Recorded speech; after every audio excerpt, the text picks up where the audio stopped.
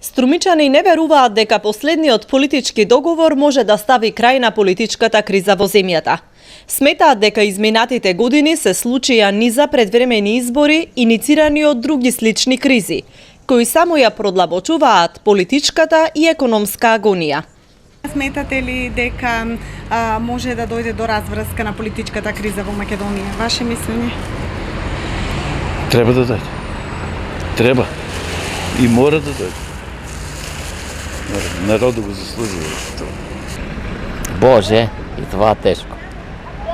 Стварно тешко. Јас сум на кај 70 години, и не знам што да кажем. Верувај ми. Ако кажем, не, моје мислење би требало, зашо да не? Би требало да има решение. Политичкиот договор за СДСМ пак е поволен и можност за решавање на кризата која ја истошти земјата и политички и економски. Лидерот на партијата Зоран Заев вчера изјави дека договорот може би има своји недостатоци и не е по желба на политичките субјекти и граѓаните, но има основа за организирање фер и демократски избори.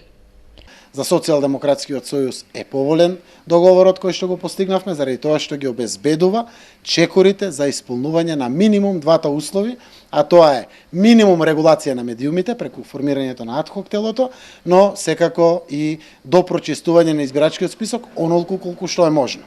Со овие две фази очекуваме избалансирано известување на медиумите, очекуваме почитување на професионалните стандарди, етичките кодекси, неширење омраза од страна на медиумите во Република Македонија, се со конечна цел да дадат појасно изразување на слободна волја на граѓаните.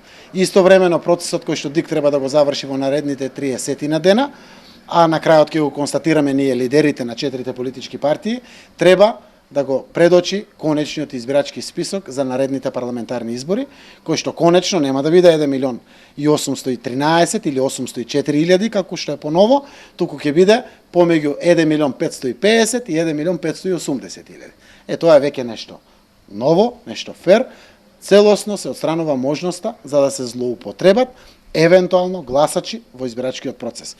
Според договорот од Пржино 2, доколку се исполнат сите услови, избори ќе има до крајот на тековната година.